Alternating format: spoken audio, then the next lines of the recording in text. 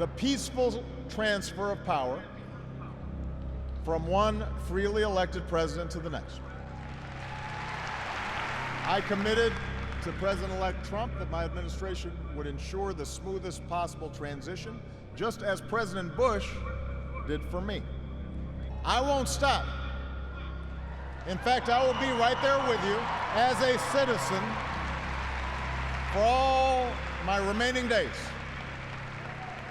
The government remains shut down for one reason and one reason only. The Democrats will not fund border security, our safety, our national security.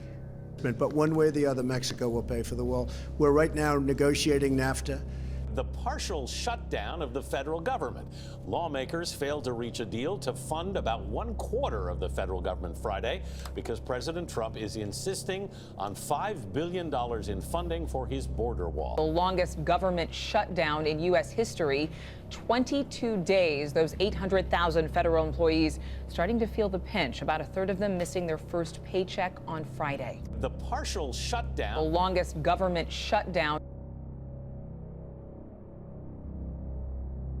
The peaceful transfer of power from one freely elected president to the next.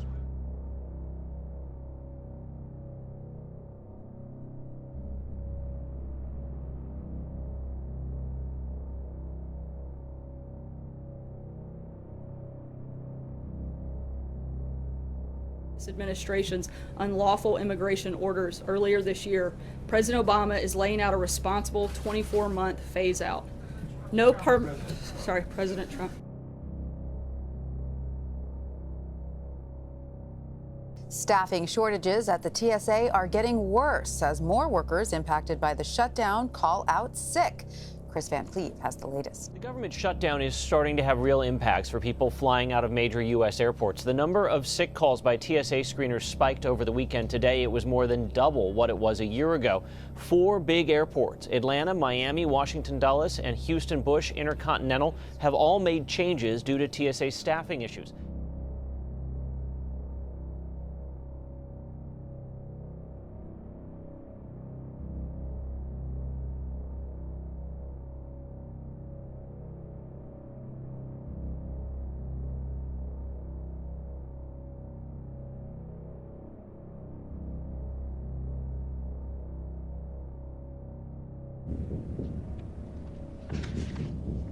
I'll be back.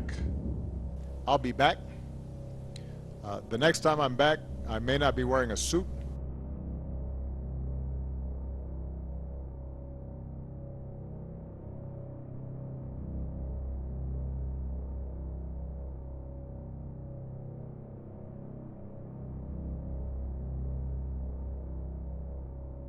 We're not ready to stop.